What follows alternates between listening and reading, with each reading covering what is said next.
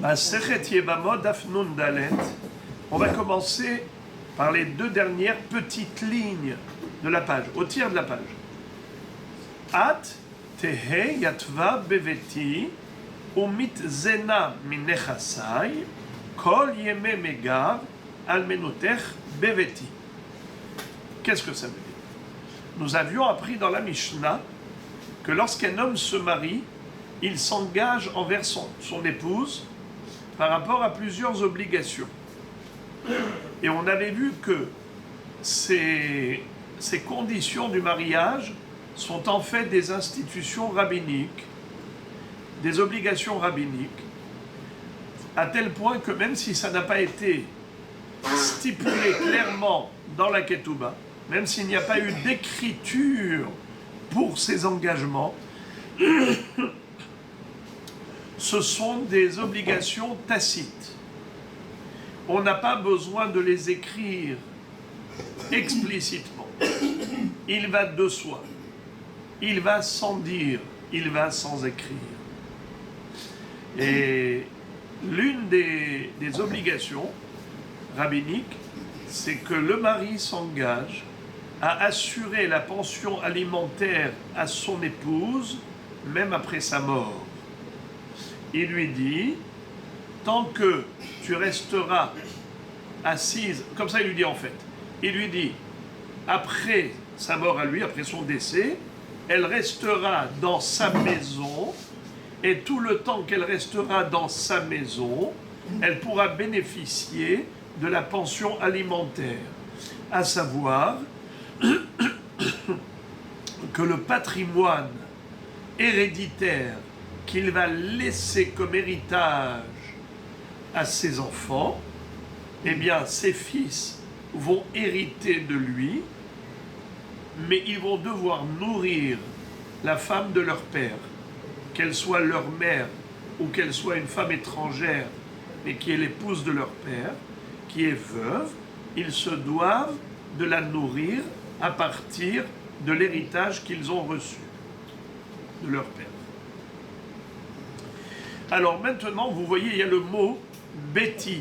C'est quoi « bebeti » dans ma maison? « At tehe yatva bebeti ». En araméen, toi, tu vas t'installer dans ma maison. Ça veut dire même après sa mort. « Umitzena minechasai » et tu vas pouvoir être nourri à partir de mon patrimoine. « Kol yeme megar almenoter bebeti » toute la durée de ton veuvage dans ma maison. Question. Quel est le din si les enfants veulent faire partir la mère, faire partir la femme du père? Ils lui disent, écoute,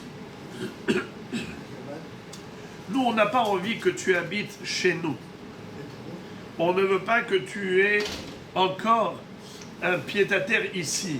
On souhaiterait que tu ailles chez ta mère, que tu ailles chez tes parents. C'est-à-dire, ça y est, c'est bon. Tant que papa était là, tu étais son épouse, il n'est plus là, eh bien rentre chez toi. Ne t'inquiète pas, on va assurer les maisonnotes, la pension alimentaire. Est-ce qu'ils sont en droit d'évacuer la femme de leur père du foyer familial? Eh bien, ils ne peuvent pas, sauf si la maison est vraiment petite. C'est-à-dire qu'il s'agit vraiment d'une petite maisonnette où ils ont déjà du mal à bouger et elle se rajoute en plus en tant qu'étrangère. Alors dans ce cas-là, ils ont le droit de lui dire « ça y est, papa n'est plus là. Quand il était là, on t'a supporté, parce qu'on devait te supporter, tu étais la femme de papa. Mais maintenant que papa n'est plus là, et que la maison est exiguë, et que nous n'avons pas envie de te supporter dans cet espace tellement restreint, alors rentre chez toi, et on va te nourrir là-bas. Est-ce qu'ils sont en droit de le faire? Réponse, oui. Pourquoi? D'où Rav Yosef l'a déduit, c'est-à-dire la braïta que Rav Yosef a citée, d'où elle le déduit du lachon de la ketouba. Quel est le langage employé? C'est que le mari dit à son épouse, Tehe yatvan bebeti, tu vas être assise, installée dans ma maison. Qui dit maison? Eh bien, parle d'un espace spacieux. Mais lorsqu'on est dans un espace exigu, ça s'appelle plus beti, ça s'appelle biktati. Qu'est-ce que c'est qu'une bikta? Même dans l'hébreu moderne, c'est quoi une bikta? Bikta, c'est une petite cabane. Une petite cabane.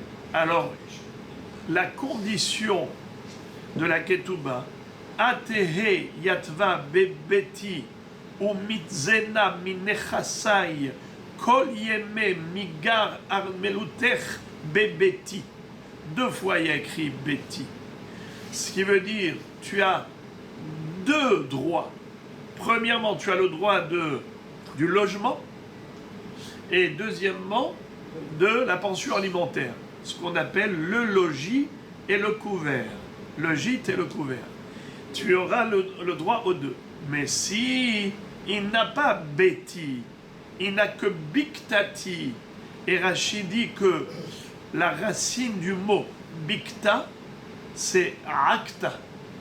Qu'est-ce que veut dire en araméen akta? La détresse, l'étroitesse, comme une tsara, une détresse. Ça s'appelle akta en araméen. Alors, bait tsar, ça s'appelle bikta, be'akta. Est-ce qu'on parle de la femme du père, pas de leur mère? Ah, bien sûr, mais ça peut être aussi leur mère.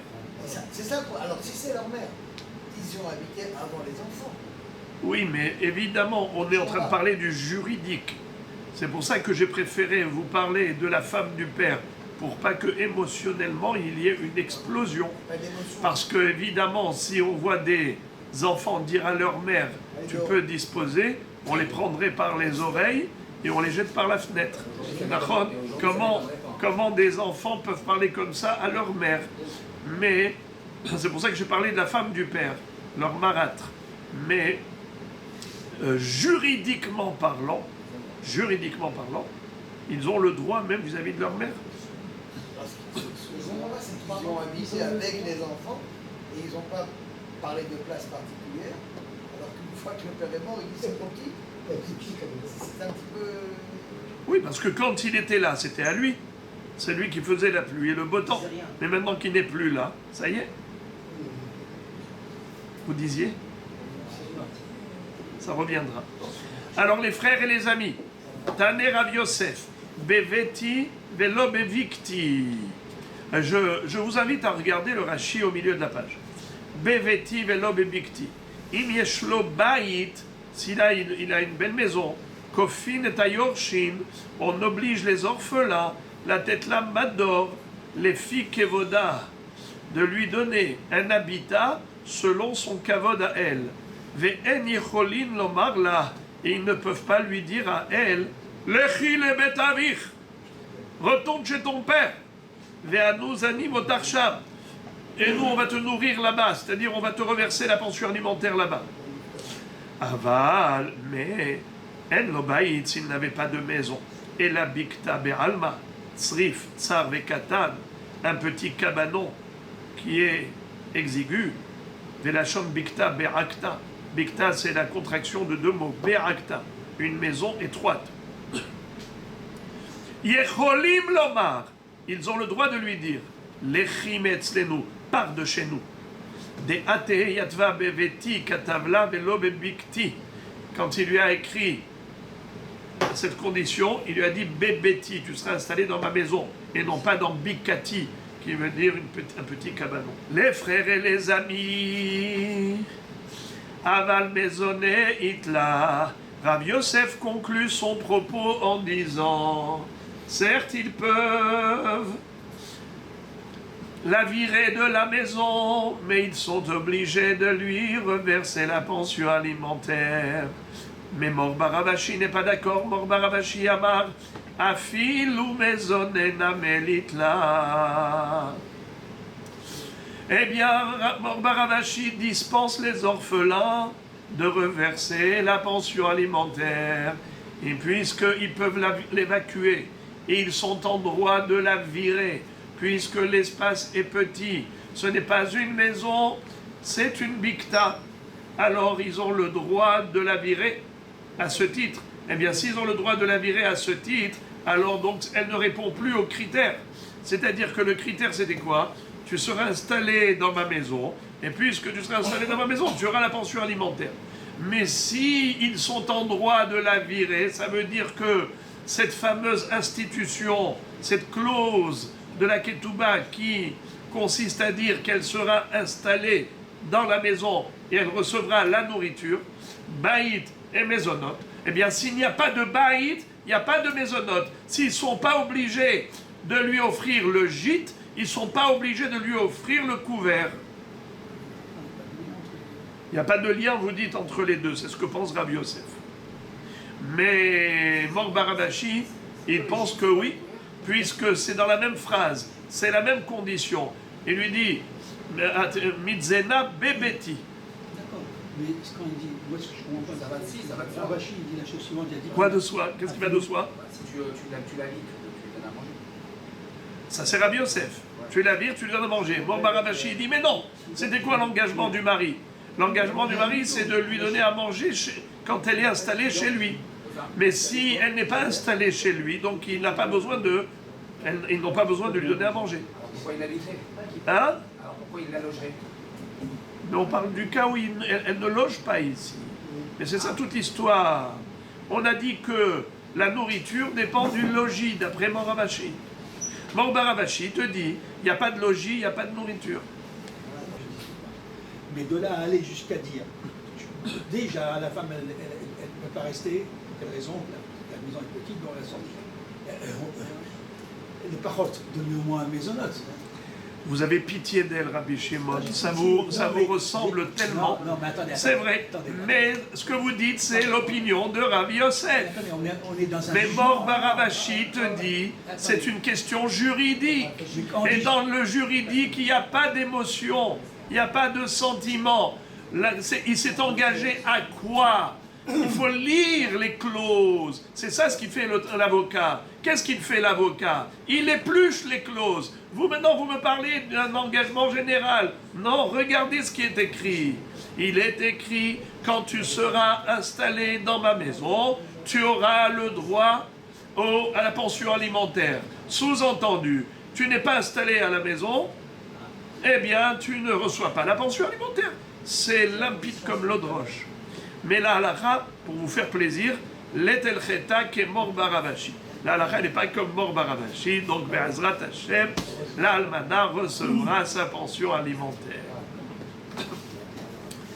Amar Rav Nachman Amar Shmuel, Teva'u aleinase, venit paisa, en la maisonot. Et maintenant, nous allons rentrer dans plusieurs détails concernant les maisonnotes ou bien concernant la ketouba. Voilà que Madame la veuve a eu une proposition de Shidur. On lui a proposé. Et quand le prétendant lui a proposé le mariage, elle a dit oui. Et voilà que ça ne s'est pas fait. Elle la maisonnote. Ça y est, finish. Pourquoi?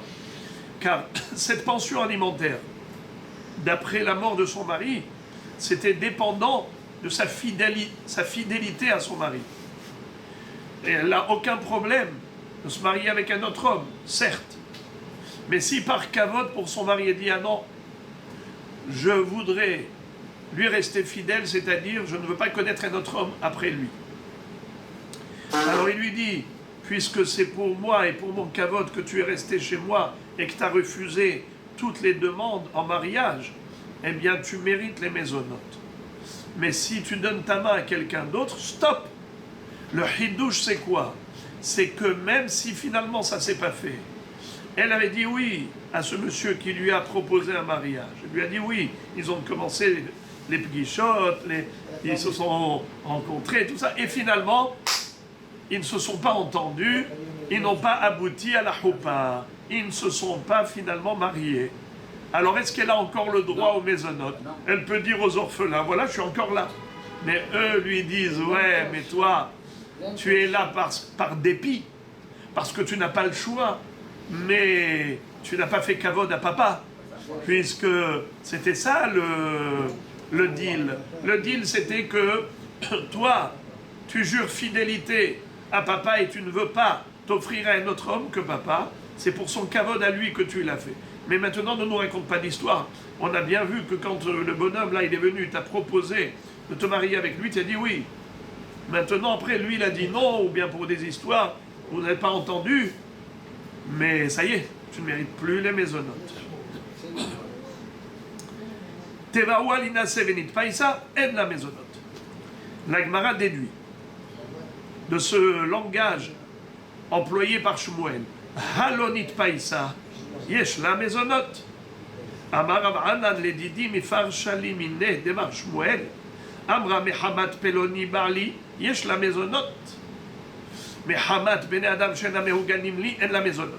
C'est-à-dire, il se peut que cette femme n'ait même pas dit oui à la proposition de Shidur.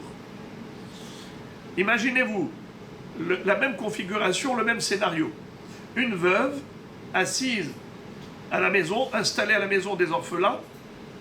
Elle est là, elle touche la pension alimentaire, elle a son logis, tout le kavod qu'il lui faut.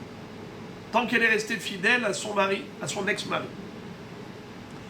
Voilà que maintenant, elle a une proposition de Shidur. Elle n'a pas dit oui. Elle a dit non. Dans un cas, elle touchera la pension alimentaire parce qu'elle a dit non. Et dans un cas, bien qu'elle ait dit non, elle ne touchera plus la pension alimentaire. Dans quel cas elle touchera et dans quel cas elle ne touchera plus, ça dépend de l'argument qu'elle a donné pour ce refus. Si elle dit « je ne veux pas me marier avec un autre homme que mon mari qui est décédé », alors dans ce cas-là, elle mérite la pension alimentaire. Mais si elle dit non, non, toi tu me conviens pas, toi non, dis-moi, c'est quoi ta carrière professionnelle? Dis-moi, qu'est-ce que tu me proposes comme avenir? Et où on va habiter? Dis-moi, non, ça ne me convient pas leur nom. Ah, la raison pour laquelle tu ne voulais pas, c'est juste parce que c'est Béné Adam chez Enam Mehuganim.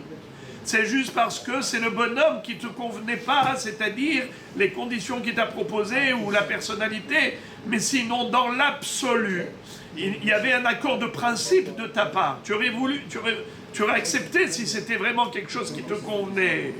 Alors, dans ce cas-là, tu es là, mais pas par rapport au respect que tu as de notre Père, c'est par rapport tout simplement à tes arrangements personnels, tes intérêts personnels, dans ce cas-là, non-stop. Amar Afrizda, Zinta en la maisonot. Quel est le din si la veuve célibataire, pendant cette période où elle était installée dans la maison des orphelins et qu'elle touchait la pension alimentaire, elle a eu une relation hors mariage avec un homme qu'elle a croisé. Elle a eu une relation hors mariage. Cette veuve, elle a connu un homme, mais ce n'était pas pour se marier. C'est encore pire. C'était pas pour se marier. C'était la prostitution, je vais dire comme ça. Une relation hors mariage. Eh bien, est-ce qu'elle a perdu ses mésonotes, oui ou non? Oui. Moi je dirais oui, vous allez dire non. Amar Rav Hizda, Zinta en la mésonote. Rav Hizda pense qu'en effet, si elle a une relation de znout, hors mariage avec un homme, eh bien elle a perdu les mésonotes. Mais sachez que c'est une mahloquette, on va voir tout de suite. Un autre hacham qui n'est pas d'accord avec ça, il dit que tout de même elle a les mésonotes. Amar Rav Yosef, mieux encore, regardez, Rav Yosef il pousse le bouchon très loin, il dit Ki hala au pire que ça, elle la mésonote. Imaginons par exemple, elle est sortie toute maquillée, toute coquette, toute belle. Pourquoi? Elle s'est embellie, elle a Ki hala, c'est-à-dire elle a mis le khol au niveau des yeux, pire que ça, une très belle coiffure et le maquillage et compagnie, ah, ça veut dire qu'elle est en train de chercher le nouvel homme de sa vie. Ah, elle la maisonnote, ça veut dire que maintenant, ça y est, elle n'est plus fidèle à son ex-mari, elle n'est plus veuve pour son kavod. Tout simplement, c'est qu'elle n'a pas encore trouvé, mais elle est à la recherche. Si elle était coquette de base, Bonne question. Si elle est coquette de base, c'est-à-dire que en fait, c'est une femme qui ne cherche pas à plaire aux hommes. Si elle le fait que parmi les femmes, d'accord, mais si vous voyez qu'elle le fait surtout quand elle est exposée aux hommes, ça veut dire qu'elle veut attirer plutôt un homme plutôt que juste s'embellir naïvement. Alors, regardez ce que nous dit Rabbi Yosef, qui hala au pire que ça, elle la maison. Maintenant, écoutez ce que dit la Gemara, l'analyse qui est extraordinaire. Man de Amar, Zinta, kol sheken ki hala au pire que ça. Man de Amar ki hala au pire que ça, aval Zinta, itla, maitama, yetzer anasa. Je vous avais dit que c'est une mahloket. Écoutez le hidouche. La Gemara dit que si elle s'est faite coquette pour attirer un homme pour se remarier, eh bien, figurez-vous, regardez-moi ça. Seul Rav Hizda qui avait dit que même une relation hors mariage lui fait perdre les maisonnotes, a plus forte raison si elle cherche à s'embellir devant les hommes pour attirer un nouveau mari. C'est sûr qu'elle va perdre les maisonnotes. Mais Rabbi Yosef va dire le contraire. Il va dire, c'est seulement si elle cherche à s'embellir pour se remarier avec un autre homme, là elle perd les maisonnotes. Pourquoi? Parce qu'en réalité, elle ne veut plus rester veuve. Elle ne veut plus rester célibataire. Elle, ça y est, elle veut se remarier. Puisqu'elle veut se remarier, c'est en fait, elle n'est pas là pour le kavod de son mari. Elle n'est pas là à la maison pour le kavod de son mari. Elle est là parce qu'elle n'a pas encore trouvé. Mais elle veut trouver. Chaque jour, elle est à la recherche, elle essaye de plaire. Alors, dans ce cas-là, elle a perdu les maisonnotes, dit Rabbi Yosef. Par contre, si elle a une relation hors mariage, eh bien, elle a encore les maisonnotes, d'après Rabbi Yosef. Pourquoi? Parce que Yetzer Anassa, c'est le Yetzer Hara qui l'a poussé à faire ça. C'est-à-dire que c'est pas qu'elle a décidé de se remarier avec un autre homme. Elle a eu un désir physique, ça veut dire que c'était tout simplement bestial, dans le sens où elle a eu une pulsion. Mais une pulsion qui était ponctuelle n'est pas révélateur de sa volonté d'arrêter d'être fidèle au kavod de son mari. Elle veut rester fidèle au kavod de son mari, bien qu'elle ait eu un accident de parcours. C'est incroyable ça. Donc vous entendez ici la mahloket entre Rav Hizda et Rabbi Yosef. Interrogation orale. Qu'est-ce que vous en dites si une femme s'est embellie? Elle a... D'après qui elle n'a pas de maisonnote? D'après tout le monde. Tout le monde est d'accord que qui hala ou pire que ça, elle n'a plus de maisonnote. Quel est le din si elle a une relation de prostitution hors mariage comme ça occasionnellement? Rav Hizda dit elle n'a plus de maisonnote. Rav Yosef dit elle a encore les maisonnotes. Parce qu'on met ça sur le dos du honnête du Yetzer Hara. Pourtant, les femmes, elles ne sont pas émotionnelles, elles ne sont pas bestiales, les femmes, elles sont émotionnelles. Oui, mais imaginons par exemple qu'elle a dit bonjour à un homme et puis elle a pris un petit café et puis après elle s'est laissée entraîner. Vous pensez que l'homme il est venu la violer? On ne parle pas d'un viol. Elle a été séduite. Une femme, elle n'est pas comme un homme. Vous avez raison. C'est vrai que j'ai voulu raccourcir, mais maintenant vous voulez que je parle longtemps, c'est pas grave. Alors, Vadaï, on ne parle pas d'une femme qui a dit oui, vas-y, j'ai une envie bestiale et c'est sûr que c'est pas de cela qu'il s'agit. Pas de cela du tout qu'il s'agit. Elle est partie, elle a été discutée, dialoguée, et petit à petit, d'un café à la pizza, et après petit à petit, et du yihoud, ça arrive à la séduction. Et c'est comme ça qu'elle a glissé. Mais après, elle a regretté. Elle se dit, mais non, en aucun cas je veux me marier avec cet homme. Ça c'est l'analyse subtile de Rabbi Yosef. Et la Gemara arrive à la conclusion halachique. C'est-à-dire que la halakha n'est pas comme tout ce qu'on vient de dire.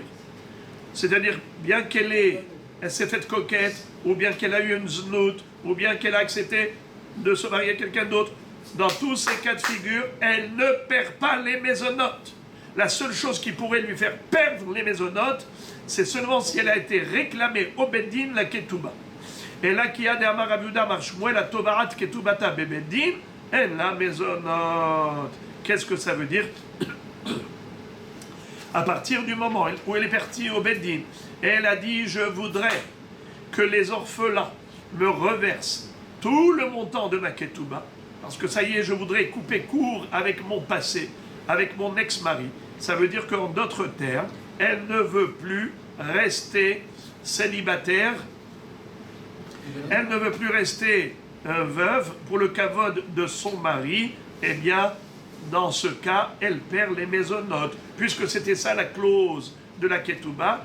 Tant que tu restes veuve chez moi, à la maison, et que tu me jures fidélité, alors dans ce cas-là, il n'y a pas de problème, tu recevras. Mais si tu vas et que tu réclames la Ketouba, ça veut dire que ça y est, tu veux tourner une page de ta vie, refaire ta vie, eh bien stop, tu ne peux pas avoir le beurre et l'argent du beurre. La Gemara pose la question, elle dit: vélo, ah bon? Tu veux dire qu'une femme, dès qu'elle a réclamé sa Ketouba, le montant de sa Ketouba au Beddin, ça y est, elle perd les mésonotes? Pourtant, il y a une braïta qui dit: Ve'atania, machera Ketubata, mishkena Ketubata, asta Ketubata, apoteke le acher. En la mésonote. Hane, in, aval tovaat lo. C'est-à-dire, il y a une braïta qui nous dit quels sont les cas dans lesquels on retrouve que la almana, la veuve, a perdu sa pension alimentaire. Si par exemple elle a vendu sa ketouba. Vous savez c'est quoi vendre une ketouba? On l'a déjà dit hier ou avant-hier, je ne me souviens plus. Par exemple, elle dit à un homme: hein? Elle a besoin d'argent. Voilà, exactement. Moi, j'ai besoin d'argent immédiatement. Alors, donne-moi de l'argent immédiatement et moi, je te vends cette ketouba et plus tard, tu recevras plus. Maintenant, elle vend moins cher pour que plus tard, il touchera plus cher. Ou bien, mishkenat ketubata. Elle a donné cela en mashkon, en gage. Elle dit: prête-moi de l'argent, t'inquiète, si jamais je ne te rembourse pas, tu as la ketouba entre les mains. Voilà, quand ils vont me reverser la ketouba, tu prendras cet argent.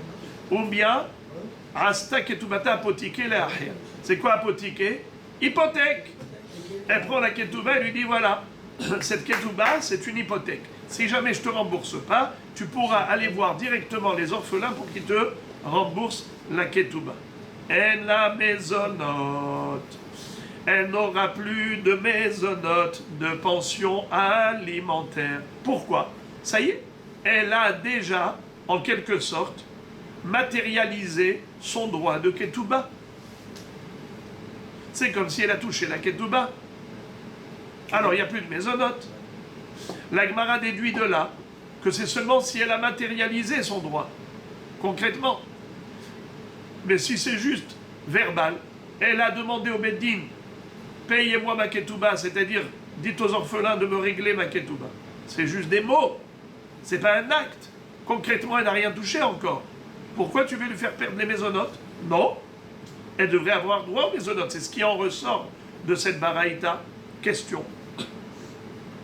Réponse. Hane ben bebeddin ben shelo bebeddin. Tovaat bebeddin in shelo bebeddin lo. La Gemara dit, en fait, la réponse à ta question est la suivante. C'est vrai que dans cette baraïta, où on a parlé de la perte de son droit de pension alimentaire, c'est seulement si elle a matérialisé la ketouba, c'est-à-dire soit elle a vendu la ketouba, soit elle a donné comme gage sa ketouba, soit elle en a fait une hypothèque, eh bien, dans tous ces cas, elle perd la pension alimentaire, mais ben bebeddin, ben shelo bebeddin. C'est-à-dire que même en dehors du tribunal, ces opérations-là, c'est en dehors du tribunal, elle perd la pension alimentaire, les mésonotes. Tandis que, pour une réclamation aux orphelins, quand est-ce que elle perd les mésonotes? Lorsqu'elle réclame aux orphelins la ketouba? le règlement de Ketouba, c'est seulement si elle aura réclamé ça devant le tribunal. Bebeddin. Mais si c'était juste à la maison, elle aura dit, allez, ça y est, payez-moi la Ketouba. Elle ne perd pas les maisons. Ça veut dire que, quand est-ce que c'est considéré une vraie réclamation de Ketouba? C'est que si ça a été fait devant un Beddin. Là, c'est officiel. Mais une demande qui se fait dans la cuisine, une demande qui se fait là-bas à la maison, comme un débat entre nous, ça n'a pas encore été validé, cette demande. C'est une demande qui reste un débat ouvert entre eux, une dispute presque. C'est interne. Ouais. Mais tandis que si elle a été au tribunal, donc c'est vraiment formel, dans ce cas-là, elle perd les maisons. Parce qu'elle a réclamé la Ketouba Bébéti. Fin du sujet. Et maintenant, la Guémara va passer à une autre clause, à une autre discussion d'Amishna. Est-ce que vous vous rappelez de la mahloket entre Anshe Yehuda et Anshe Galil et Yerushalayim? On avait vu que le minhag n'était pas le même. Le minhag à Jérusalem, il était comme en Galilée. Mais dans la Judée, on avait un autre minhag. Lequel? C'est que on n'écrivait pas en disant que tant que tu es assise à la maison, tu es installé ici, eh bien tu mériteras la pension alimentaire parce que tu restes fidèle, tu me resteras fidèle, alors tu toucheras ad vitam aeternam les mésonotes. Non, ils écrivaient comme ça. Tu toucheras les mésonotes tant que ça répond aux desiderata des orphelins. Mais le jour où les orphelins ils disent « Allez, stop, ça fait déjà 25 ans que tu as des mésonotes, ça suffit. » Alors, s'ils te disent un beau jour « Tiens ta ketouba et lâche-nous », eh bien ils seront en mesure de le faire.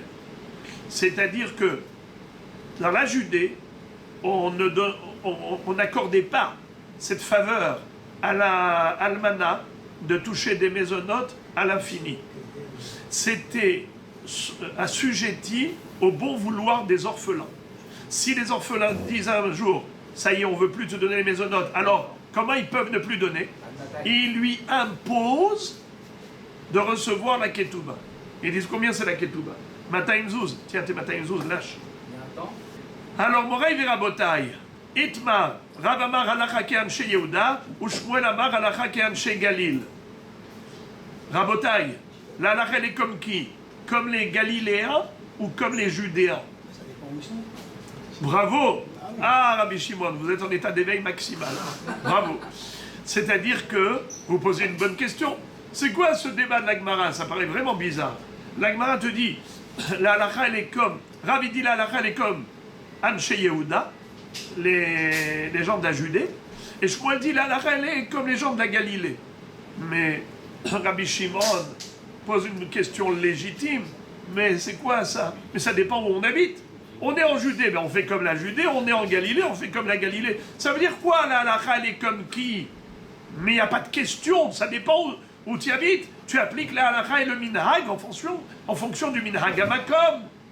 C'est quoi cette question? La question se pose par rapport à un endroit où on n'est ni en Galilée et ni en Judée. Et la question se pose, on est dans une nouvelle ville. Nouvelle ville, et qu'est-ce qu'on devrait adopter comme minhag? Est-ce que la nouvelle ville devrait adopter le minhag de la Judée ou de la Galilée? Si on fait comme les Galiléens, alors il faut lui assurer les mésonotes ad vitam aeternam. Tant qu'elle n'a pas réclamé la ketouba et tant qu'elle ne s'est pas mariée avec un autre homme. Par contre, si on dit que la halakha elle est comme les Judéens, alors dans ce cas-là, ça dépend du bon vouloir des orphelins.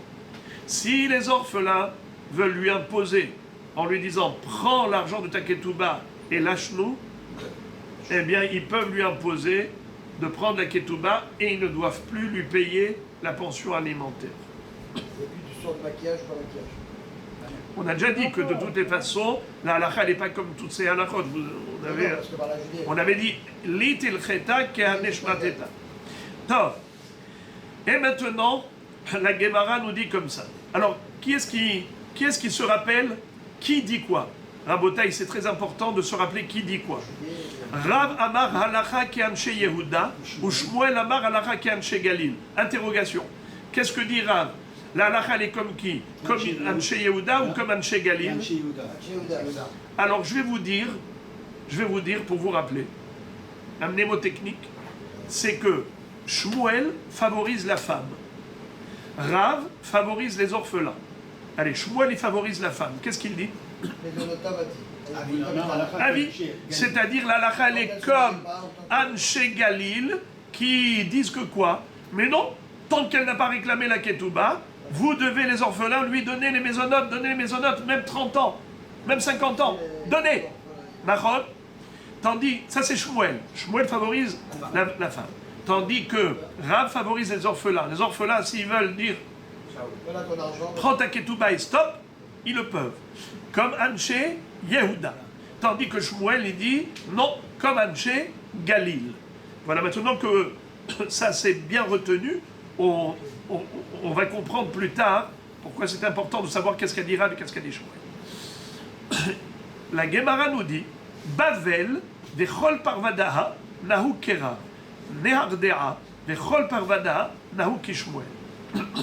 Bavel, c'est quoi Bavel? C'est Babylone.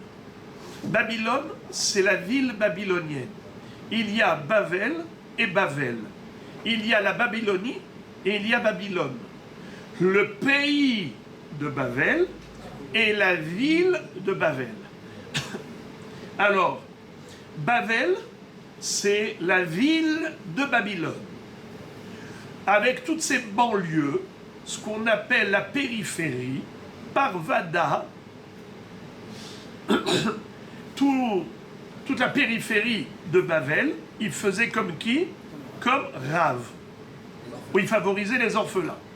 À Nehardea, c'est aussi une ville babylonienne, Nehardea, et bien là-bas, avec toute la périphérie de Nehardea, on faisait comme qui? Comme Shmuel, qui favorisait la femme, comme Anshe Galil. Qui était le Rav de la ville de Nehardea? Shmuel.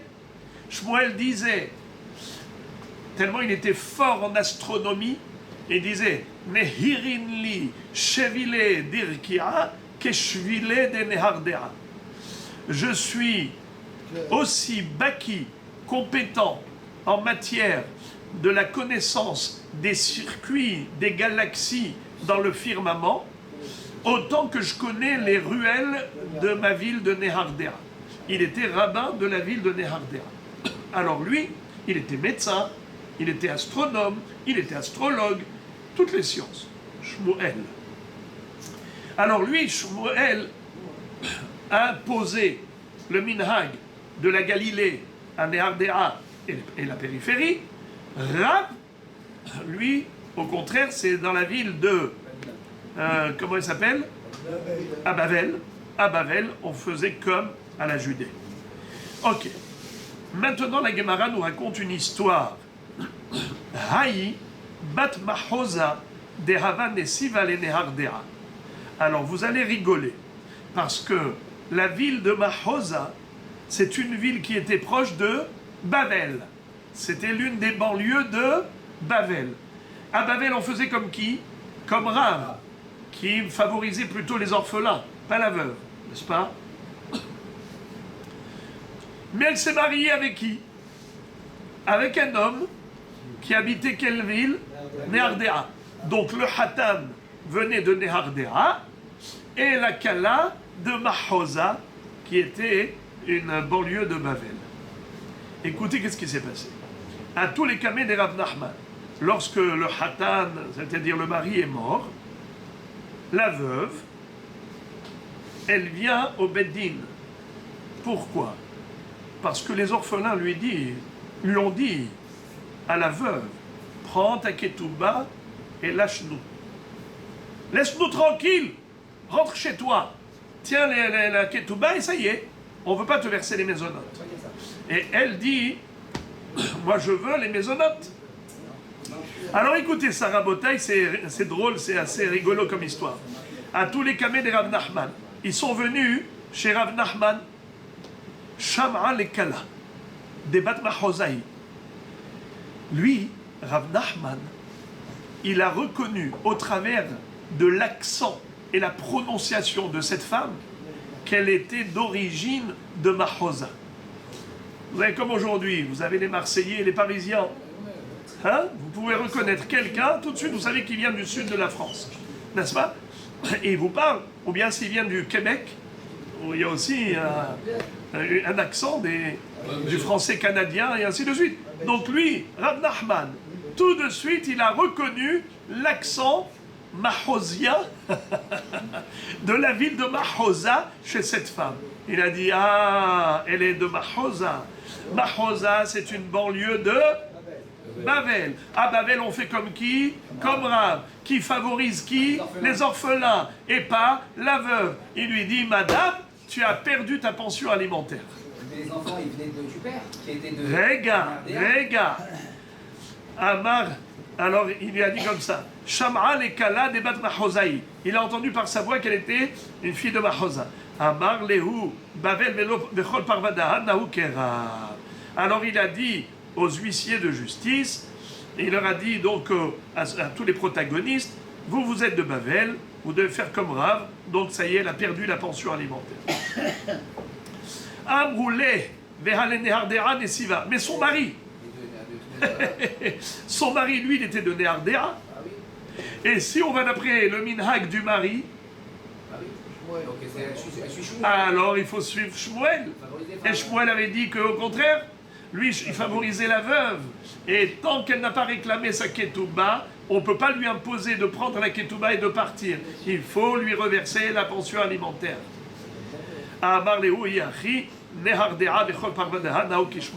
Alors il dit, si le mari était de Nehardea, le mari s'est engagé en fonction des conditions de Nehardea et non pas du minhag de Bavel.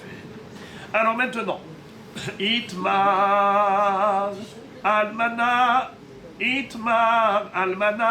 Rav Amar, Shamin Mashe Aleha. Quand je dis ça, c'est-à-dire, je m'explique une précision pour ne pas induire en erreur. Quand j'ai dit que ça dépend de l'écriture, ça veut dire l'écriture, le mari habitait là-bas, à Nehardea. Il habitait Nehardea, parce que sinon, comme vous avez si bien dit, s'il habitait ailleurs, donc ça y est, c'est une Nagamakov. Il faut dire qu'au moment de l'écriture, il habitait Nehardea. Itmar. Almana. Rav Amar. Shamin Mashe Aleha. Ou Shmuel Amar. En Shamin Mashe Aleha. Une fois de plus, mahloket entre Rav et Shmuel. Et là encore, le mnémotechnique, Shmuel favorise la veuve, Rav favorise les orphelins. Une fois de plus. C'est quoi le sujet? Lorsque la femme réclame la ketouba, c'est un montant d'argent que les orphelins doivent reverser à partir du patrimoine héréditaire. Est-ce qu'il faut prendre en compte les habits qu'elle porte? Est-ce qu'ils peuvent défalquer et dire, écoute, madame, tu es en train de porter un Hugo Boss, enfin, c'est-à-dire des vêtements qui coûtent très très cher. Ça veut dire que tu portes des robes qui coûtent extrêmement cher. On va défalquer ça de la ketouba. Combien elle coûte la robe? Elle coûte par exemple, eux ils doivent payer Mataim Zouz, ça coûte par exemple 50 zouz. Allez, on te doit que 150 zouz. Ou bien non, ce qu'elle porte, c'est à elle, et on ne considère pas ça dans le cadre de la ketouba. Il faut payer Mataim Zouz, plein pot. Alors c'est une mahloket. Rav Amar, Shamin Mashe Aleha. Rav dit qu'il faut estimer la valeur de ce qu'elle porte et c'est défalqué de la ketouba. Shmuel Amar, En Shamin Mashe Aleha. Shmuel dit on ne va pas évaluer les habits qu'elle porte. Ce n'est pas compté dans la ketouba. Elle recevra une ketouba plein pot. Amar Rav Hiya bar Avin bechilufa belakit. Rav Kahana matne bechen belakit. Umanachbas simana yatma ve'armalta shalach upuk. Alors maintenant, quand je vous avais dit, essayez de ne pas perdre la boussole, je vous avais dit de vous concentrer afin de savoir qui dit quoi. Qu'est-ce qu'a dit Rav, qu'est-ce qu'a dit Shmuel? Je vous avais dit que Shmuel était en faveur de la femme dans les deux mahloket et Rav était en faveur toujours des orphelins. Alors maintenant, quel est le din dans le lakit? Qu'est-ce que c'est que lakit? Imaginons par exemple un homme qui était employé.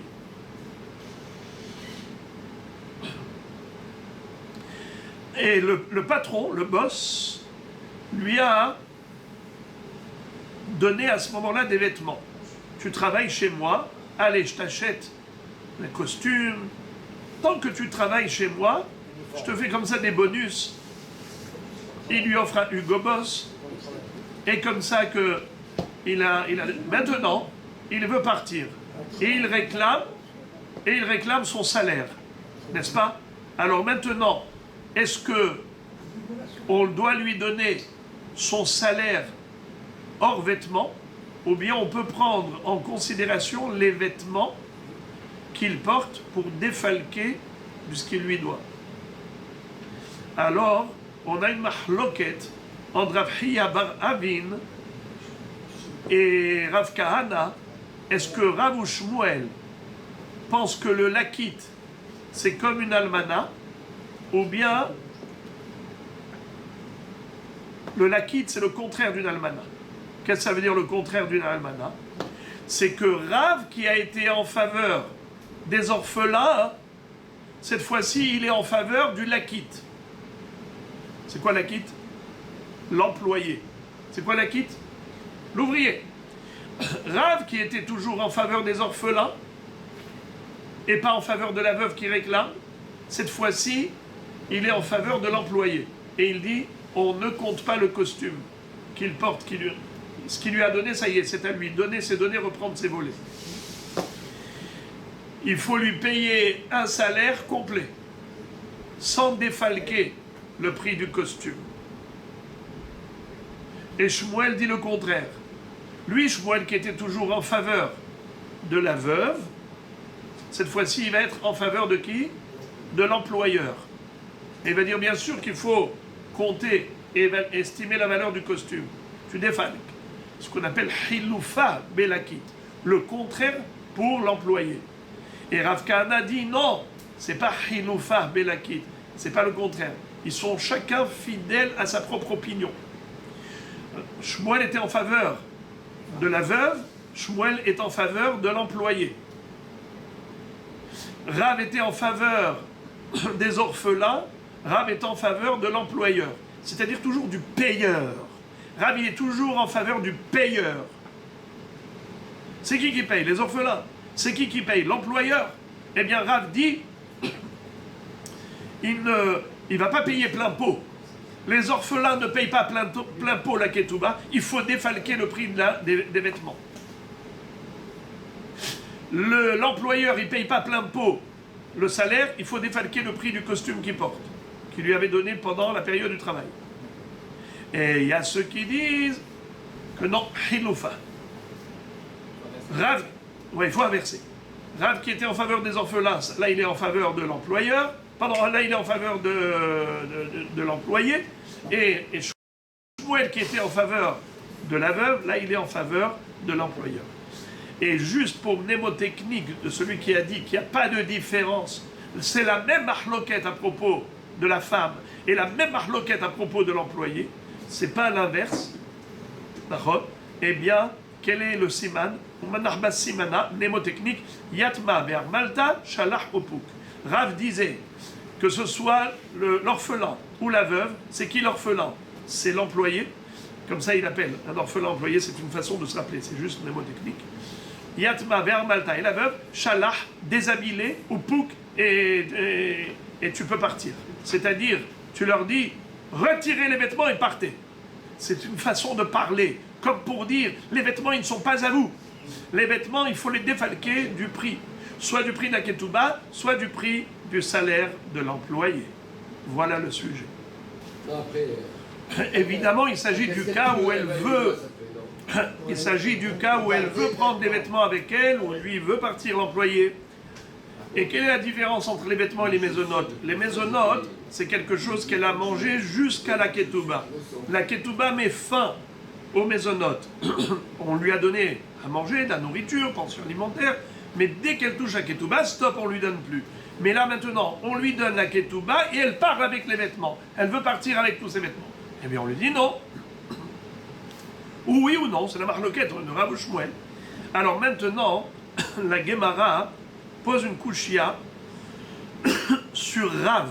Elle dit, pardon, excusez-moi, pardon. La Gemara dit comme ça, que Amar Rav Nachman, Afal Gam, Ditna Bematnitin Kavate de Shmuel, Ilcheta Kavate de Rav. Rav Nachman dit quelque chose qui paraît vraiment étrange. Il dit que la halakha, elle est comme Rav, bien que nous ayons trouvé une Mishnah dans Masechet Arachin qui dit exactement comme Shmuel.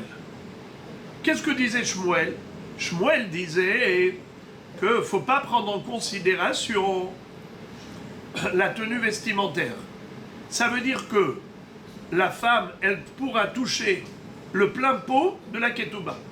Et on ne va pas défalquer de la ketouba la valeur de la tenue vestimentaire.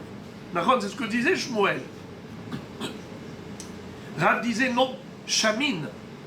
Shamin, c'est-à-dire que Shamin Maché Aleha, il faut prendre en considération la valeur des vêtements pour défalquer de la ketouba. Ça, c'était ce que disait Rav.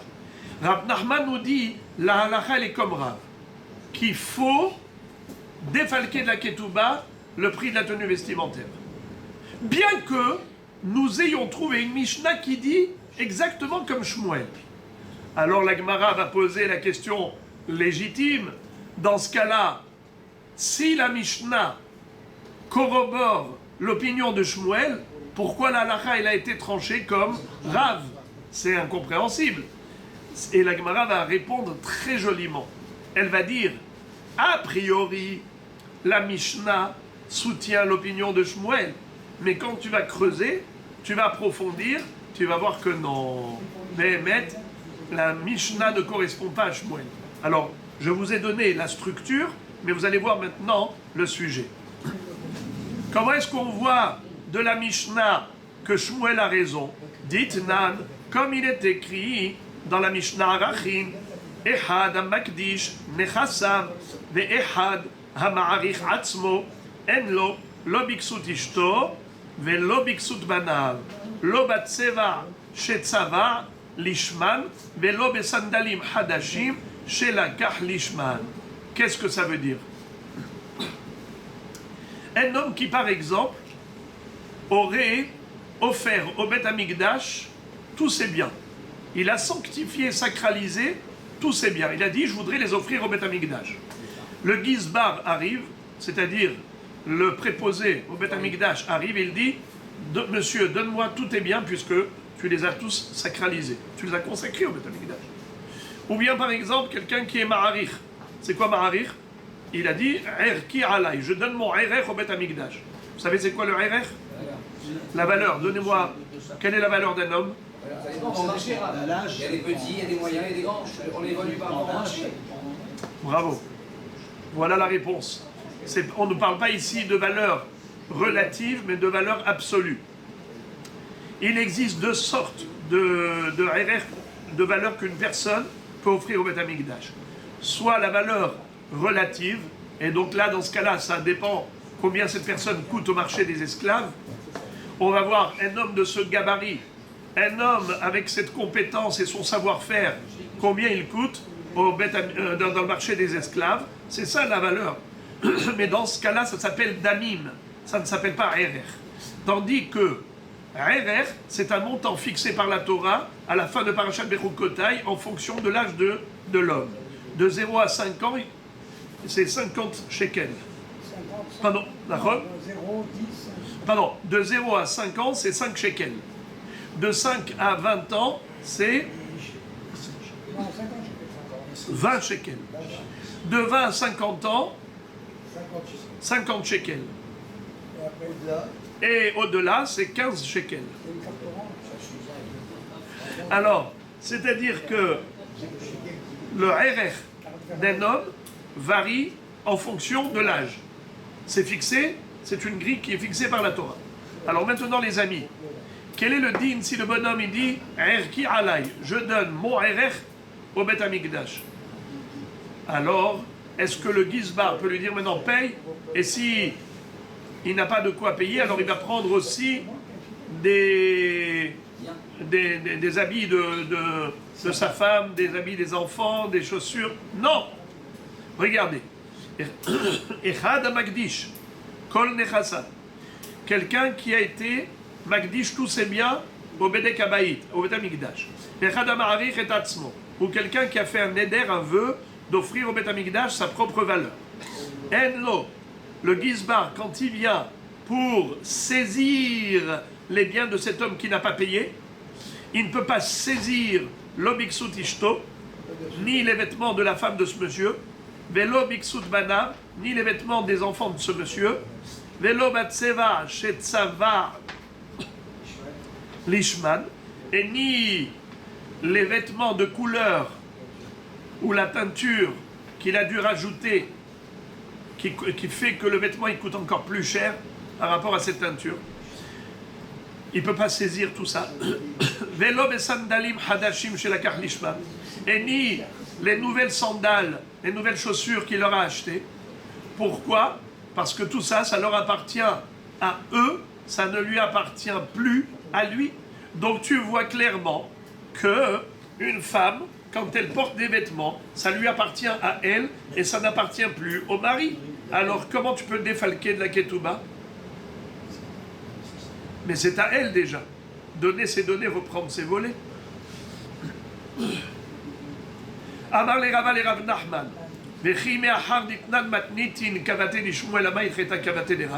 Alors si cette Mishnah corrobore l'opinion de Shmuel en disant qu'on ne peut pas défalquer de la ketouba ce qu'elle porte comme tenue vestimentaire, alors pourquoi tu as dit que la halakha est comme Rav qui dit que oui, il faut évaluer la tenue vestimentaire et c'est défalqué?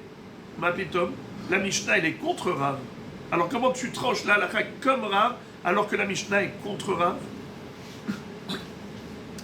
Amar le chaora ki Shmuel rahita ki me'ayad ba ilcheta kavatedera. Il lui a dit, quand tu lis rapidement la Mishnah, eh bien, d'une lecture superficielle, il en ressort que cette Mishnah soutient Shmuel. Mais quand tu creuses et tu approfondis, tu vois qu'au contraire, cette Mishnah, elle va comme Rav. Pourquoi? Maïtama ki aknela adata le mikam kame adata le mishkal ol mipak lo aknela. Dans le cas de la Mishnah de Arachin, pourquoi Behemet, ça appartient à la femme et ça n'appartient pas au mari? Donner ses données, reprendre ses volets. C'est parce que un homme, quand il vit avec son épouse, il lui offre les vêtements. Quand il lui donne des vêtements, c'est pas pour dire attention, dans mon compte, quand je fais mon bilan, eh bien même ton garde-robe, c'est à moi, hein? Ça fait partie de mon patrimoine. Ça ne va pas, non? Un homme, il offre à sa femme, quand il lui donne des vêtements, c'est pour elle. Il n'a pas l'intention de garder pour lui cette valeur, jamais de la vie. Mais ça, c'est seulement dans le cadre d'une vie conjugale, d'une vie commune. Mais à partir du moment où on parle de après la mort, donc ils ne vivent plus ensemble, alors là, c'est déjà une autre paire de manches. Là, on parle de la ketouba avec les orphelins. Les orphelins, ils doivent maintenant payer la ketouba à cette femme. Est-ce qu'il faut compter les vêtements comme étant à part la ketouba ou intégrés dans la somme de la ketouba? Là, le débat entre Rav ou Shmuel, il est tout à fait légitime. Ça n'a rien à voir avec la Mishnah dans Arachim, parce que la Mishnah dans Arachim, on parle d'un homme vivant, pas d'un homme mort. Alors c'est sûr qu'un homme vivant, quand il vit avec sa femme, il ne commence pas à faire des calculs aussi mesquins en lui disant ouais, la robe que tu portes, elle m'appartient. Ça va pas. Les enfants, non. les enfants par rapport à la femme qui a vécu avec leur père, c'est vrai, avant, mais maintenant, ça y est. À l'époque, c'est le père qui a payé, donc pourquoi les enfants, ils Ah oui. peuvent être... Même s'il a... Qu'est-ce que vous dites? l'argent des enfants, les vêtements de la femme, quand le père les achète.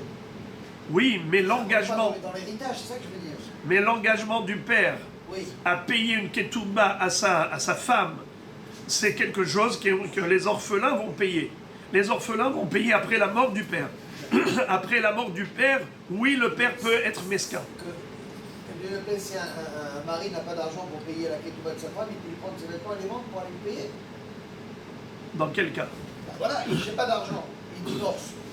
Elle a une garde-robe, je prends sa garde-robe et je vais la vendre pour lui payer la ketouba.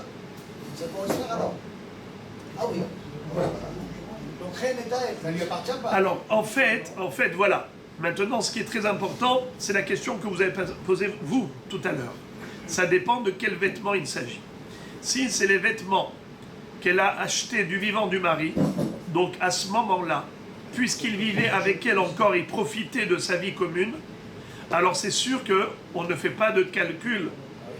Ce calcul-là n'a pas lieu d'être. Comme on vient de dire, quand un homme vit avec sa femme, il ne commence pas à lui calculer la robe qu'elle porte. C'est sûr qu'il lui a offerte et il lui a donné, c'est à elle. Alors même les enfants ne vont pas faire ce calcul. Qu'est-ce que tu prends avec toi? Les habits. Mais les habits qu'elle a achetés après la mort du père. Alors ces habits-là, en effet, ça c'est à considérer pour la ketouba. Les Mefarshim expliquent que même les vêtements qu'un homme avait donnés à sa femme de son vivant, et que c'était un cadeau qu'il lui avait offert, mais c'était un cadeau avec l'intention seulement de lui donner cela tant qu'ils ont une vie commune. Mais à partir du moment où elle a l'intention de partir, de le quitter et d'aller avec tous ses vêtements à l'extérieur, alors dans ce cas-là, il dit, tous ces vêtements-là, je ne les ai pas donnés ad vitam aeternam, je les ai donnés parce que tu es ma femme. Mais à partir du moment où tu pars avec et tu n'es plus, ils n'ont plus de lien, alors en effet c'est ça le débat entre Rav ou Shmuel. Est-ce qu'il faut évaluer cette tenue vestimentaire ou pas? Et on ne parle pas du vêtement d'Afka qui est sur elle, mais de tout son garde-robe et de tous ses bijoux. C'est une condition sine qua non, ça? Hein? C'est une condition sine qua non ou pas? C'est la marloquette entre Rav et Shmuel. Ok. Toujours à ce propos, la Gemara va raconter une histoire très amusante. Kalata debe bar Eliashiv hava katavra ketubata miyatme. La belle-fille, la bru de bar Eliashiv c'est un homme riche. Hava katavra ketubata miyatme. Lorsque son mari est mort, elle a réclamé sa ketuba, le montant de la ketuba des Yetomim. Hava kamamteleu le bedina. Et donc, lorsqu'elle était en train d'accompagner les orphelins au tribunal pour aller réclamer officiellement la ketouba, Amré, les orphelins étaient très malins. Ils ont dit à la veuve, Zilala milta de tizli hachi. Ça nous fait honte comment tu viens. Tu es très mal habillé. On voudrait que tu viennes de manière très coquette, habillé avec les plus beaux vêtements que tu as. Et c'est comme ça qu'on ira au Beddin. Azla, la bishtinu, vitkasinu, les kulamana. Elle est partie, elle a pris les plus beaux habits qu'elle avait, les meilleurs bijoux qu'elle avait, et elle arrive au Beddin habillée comme pour aller au mariage. Et qu'est-ce qui s'est passé? À tous les kamés de Ravina, ils sont venus devant Ravina. Amar lehu, il leur a dit, il cheta kavate derav, de Amar, Almana, Shamin Maché Aleha. La halakha, elle est comme Rav, qui a dit que on doit évaluer ce qu'elle porte. C'est-à-dire qu'ils ont été très malins pour pas qu'elle cache tout son garde-robe. Ils ont voulu montrer à Ravina tout ce qu'elle avait comme vêtements et qu'elle ne puisse pas cacher et dire ouais, regardez comment je suis habillée, tellement simplement. Et là, maintenant, on a vu qu'elle avait un garde-robe de marque. Et on dit, madame, il faut faire maintenant l'inventaire et voir tout ce que tu as déjà touché. Et on va défalquer de la ketouba, puisque la halakha est comme ça, qui défend les orphelins. Haou de Amar Nedunia Leberat. Zal Nedunia. Amar avait dit pour Naliyatme. Il était une fois un homme qui, avant de mourir, en tant qu'agonisant, il a donné une matana à sa fille, une Nedunia, comme dot en mariage. Avant de mourir, il a dit donnez de mes biens, tant et tant de vêtements à ma fille pour le trousseau, tant et tant de bijoux pour le trousseau. Voilà toute la Nedunia que je voudrais que vous donniez à sa fille avant de mourir. C'est le testament avant de mourir. Ça s'appelle Tzavaat Shriv Mera, le testament d'un agonisant. Après ça, il est décédé. Zal Nedunia. Lui, par exemple, il avait dit donnez-lui pour 10 000 shekels de dot en mariage, de vêtements et de comment on appelle ça? Nous, aidez-moi. 10 000 shekels de trousseau. Très bien. Alors maintenant, qu'est-ce qui s'est passé? Zal Nedunia, ça veut dire que maintenant, lui acheter autant d'habits, 10 000 shekels d'habits, à l'époque, tu pouvais lui acheter par exemple, on va dire 10 robes. Mais maintenant, pour acheter 10 robes, ça suffit 8 000 shekels. Alors, au moment du testament, il fallait payer 10 000 shekels pour avoir les 10 robes.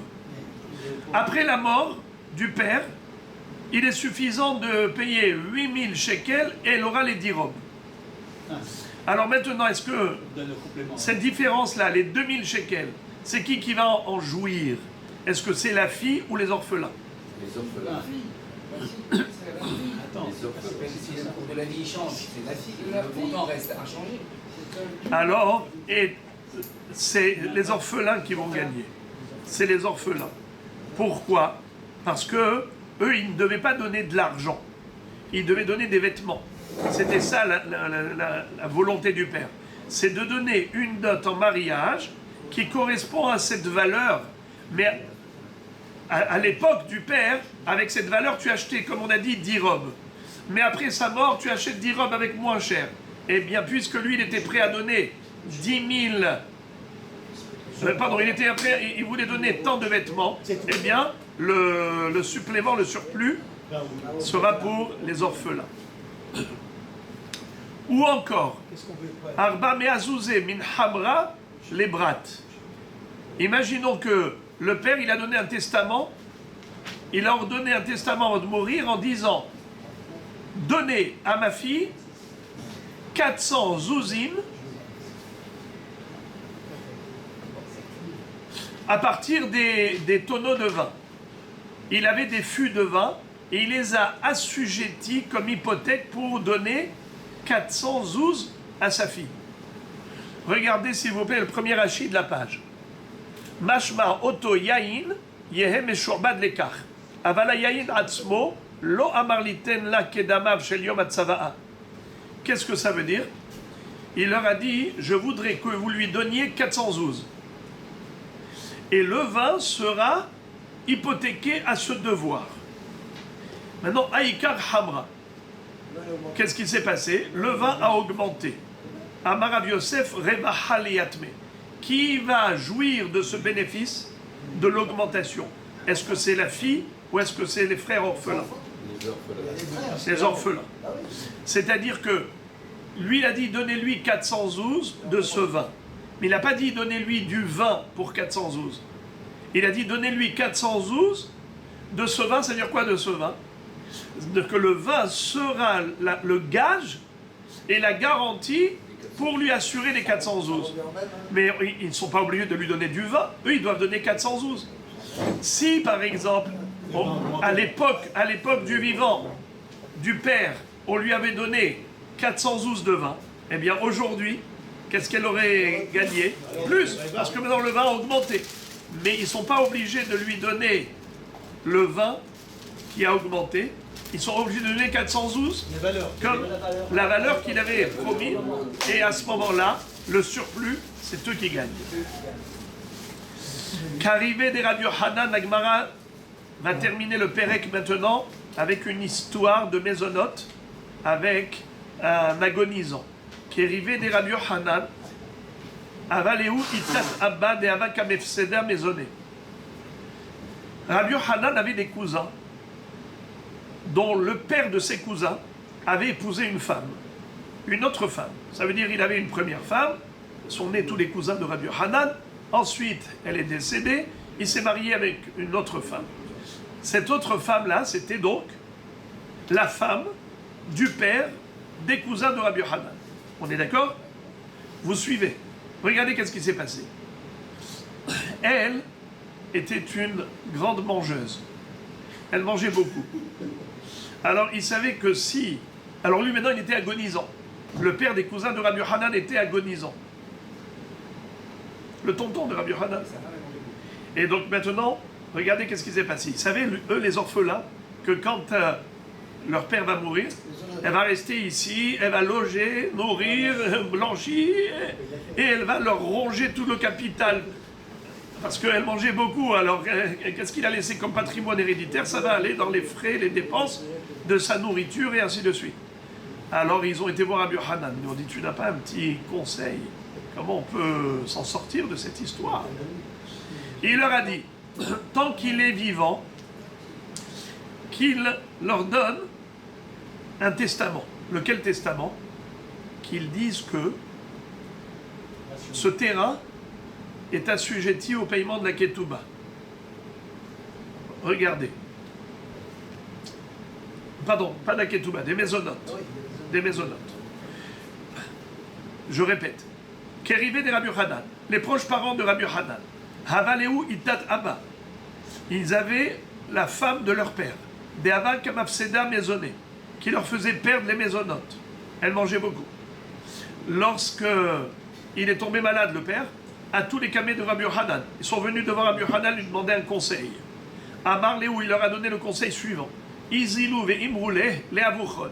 Allez-y dire à votre père, Deniyahedla ara limzona, qu'il désigne une petite parcelle de terrain et qu'il dise voilà, cette parcelle de terrain sera assujettie aux mésonotes. Et à partir du moment où il a donné une parcelle de terrain, eh bien c'est limité à la valeur de cette parcelle. Elle n'aura pas le droit de prétendre à plus que ça. Comme dit Rashi, à côté de Konechasam Nebana Bekatav Lishto Karka Kosheu, Ibda Ketubata.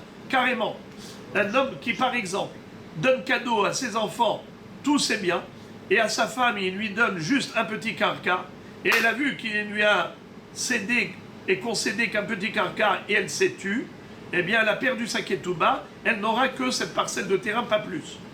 Eh bien voilà. Dites à votre père de faire comme ça, d'ordonner un testament, une parcelle de terrain pour le Mazon.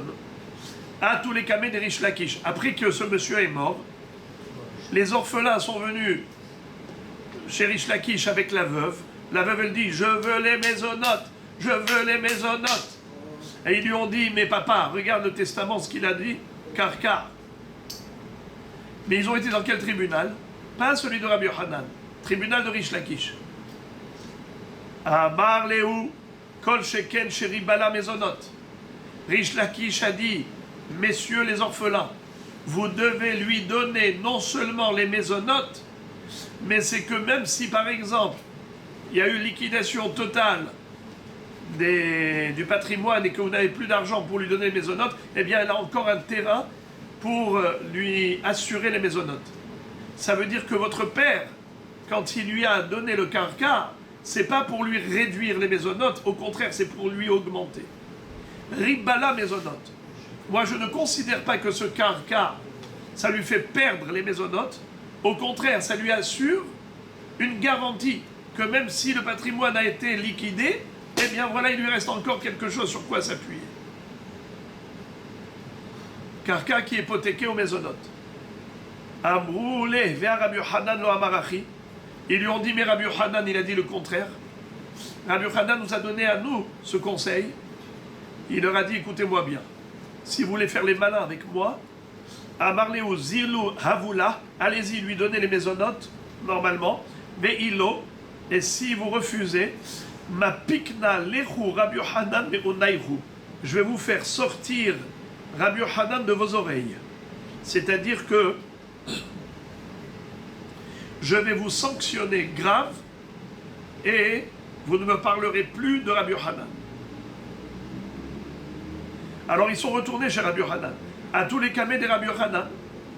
Ils lui ont dit, Rabbi Yochanan, tu as vu qu'est-ce que Rish Lakish a fait? Le contraire de ce que tu as dit. Amar Leu ma'erese, shekenegdi haluk alay. Il leur a dit, qu'est-ce que je peux faire?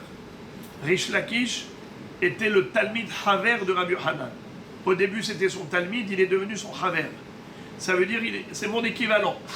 C'est pas un petit Hacham, Rish Lakish. C'est un super grand Hacham. Il est équivalent à moi-même.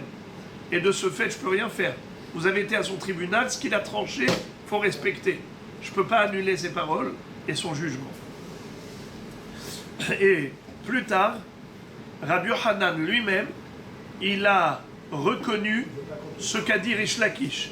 Amar Rabbi Abahu qui était l'élève de Rabbi Yochanan, a dit Ledidi mifar shalim mineh de Rabbi Yochanan. Moi-même, Rabbi Yochanan m'a expliqué son opinion et il m'a dit Amar limzonot ribbala mezonot. Amar bimzonot katsatzla mezonot. Qu'est-ce que ça veut dire? Ça dépend. Comment s'est exprimé l'agonisant?